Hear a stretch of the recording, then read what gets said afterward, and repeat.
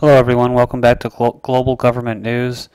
In this video series covering Iran, the U.S. is ready to launch a psychological war in the next 3 months. I'm Darko, and we left off in this article here titled Natural Gas Could Lead to New Lebanon-Israeli War. And when we move down here, we're going to get into the nitty-gritty of this article here and tie it in with another article where basically the U.S., where it says the U.S. is funding Lebanon, for military resistance. I mean, this is very interesting. I mean, we just learned that that the U.S. has been paying the Taliban basically to let them go and pass them in Afghanistan and not fire at them. And the UN NATO troops, unless they pay them, they get fired at. So a lot of weird stuff going on. We've been funding the Taliban and Afghan militants, or over there they probably call them patriots, but keeping foreign occupiers out.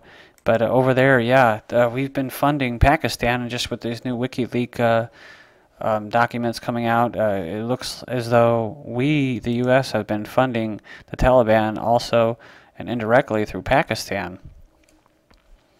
But it says, so moving down here into this article, it says the Hezbollah militant group has blared warnings that Israel plans to steal natural gas from Lebanese territory and vows to defend the resources with its arsenal of rockets. Israel says the field it is developing do not extend into Lebanese waters. A claim experts say appears to be correct, but the maritime boundary between the two countries, still officially at war, has never been precisely set. Lebanon's need for the resistance has doubled today in light of Israeli threats to steal Lebanon's oil wealth, Hezbollah's executive council said last month. They said they need to protect the offshore wealth and, quote, pushes us into the future to strengthen the resistance capabilities.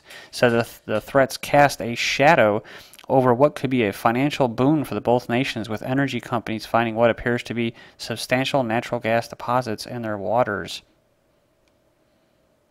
And this is an interesting point that I've never heard of and I never thought of, is Israel relies entirely on imports to meet its energy needs, spending billions to bring natural gas from Egypt and coal from a variety of other countries.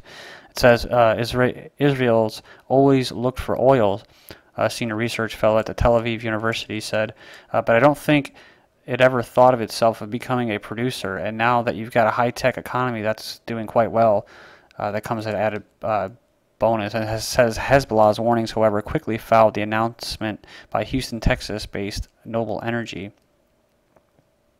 So moving on to this next article, like I said, it's pretty interesting how this whole thing is going to play out, because it seems as though the hard line just striking Iran isn't going to be the most realistic scenario, right? It's going to be a Gulf warship, a U.S.-Israeli warship, or a NATO-EU warship in the Gulf, and they're going to tread the line, and they're going to cross Iranian borders after they tell them to get out and waters, and then of course Iran will eventually fire upon them, and the U.S. and whoever the West false flag military faction is, they're going to declare war on Iran, and Iran will have no other choice but to defend itself. So that's probably what's going to be the case.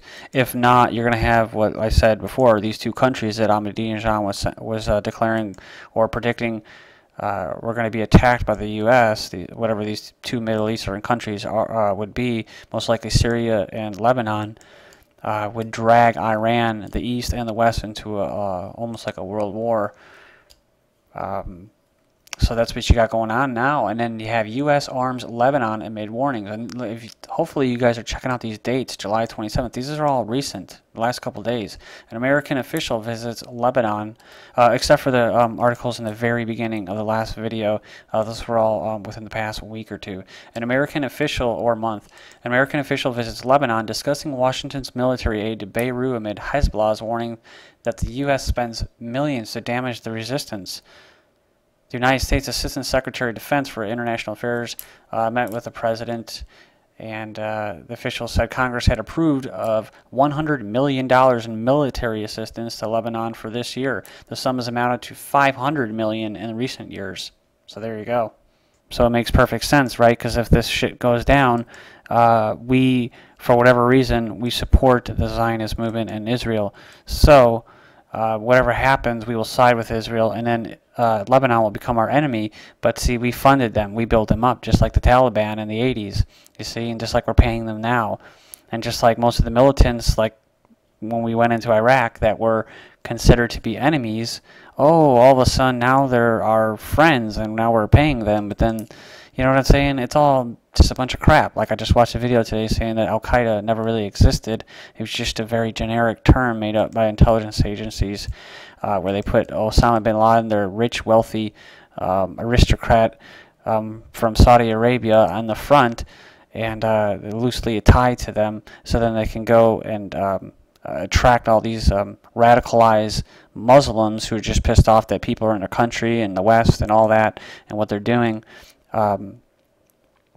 And they have a legitimate reason too, but they basically they're doing what they're going to do here in the U.S., which is they're going to, anybody that's against the like foreign occupiers or what's going on, New World Order, what you have you, and sovereignty of your nation, you will be called a terrorist. So just like over here, conservatives and militias will be called terrorists. Over there, they're already called terrorists, and so they just want people to volunteer.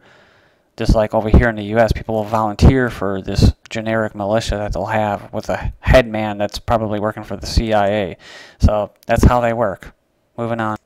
And I'm not getting paid any money for this. This is all on my own time. So I'd really like you to check this other video out that I did. GGN, Israel and U.S. Navy, Air Force, and ground troops around Iran, part 1 of 2. I have a lot more links in there. Good video. It's a 2-part series, and it documents some of the stuff I was talking about earlier in more depth. And before I get to the sanctions part, I just want to go back to this article one more time.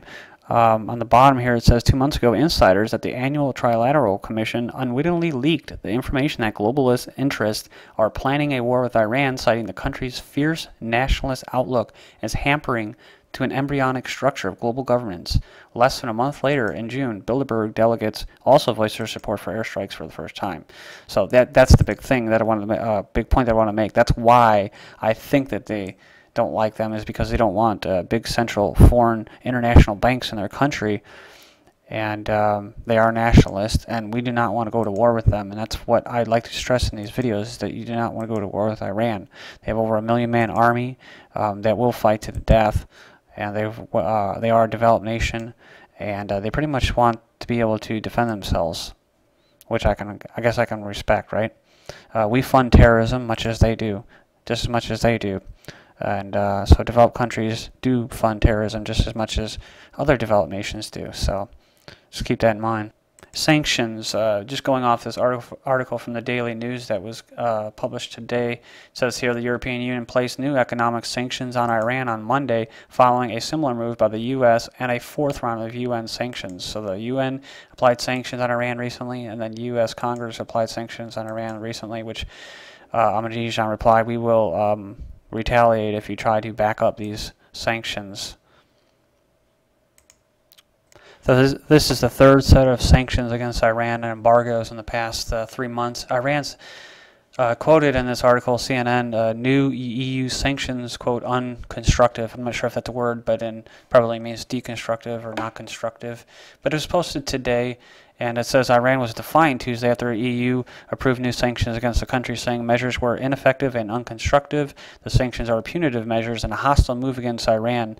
A spokesman for Iran's Foreign Affairs Ministry. These sanctions neither assist the process of negotiations nor are they able to impose any harm in the will of the Iranian nation for materializing their natural rights regarding their peaceful nuclear program. Says the EU imposed new measures on Monday that restrict trade related to Iran's nuclear program and its military. Moving to this Press TV article, U.S. hails EU-Canada anti-Iran sanctions. This is from today. U.S. has welcomed the fresh round of sanctions imposed by the EU and Canada, targeting the country's oil and gas sector. Ahmadinejad warns Medvedev, Russia, of joining a Russian or U.S. plot against Iran. This is the 23rd of July. Now Russia is critical of Economic warfare, psyops, false flags, bloody war. Thank you.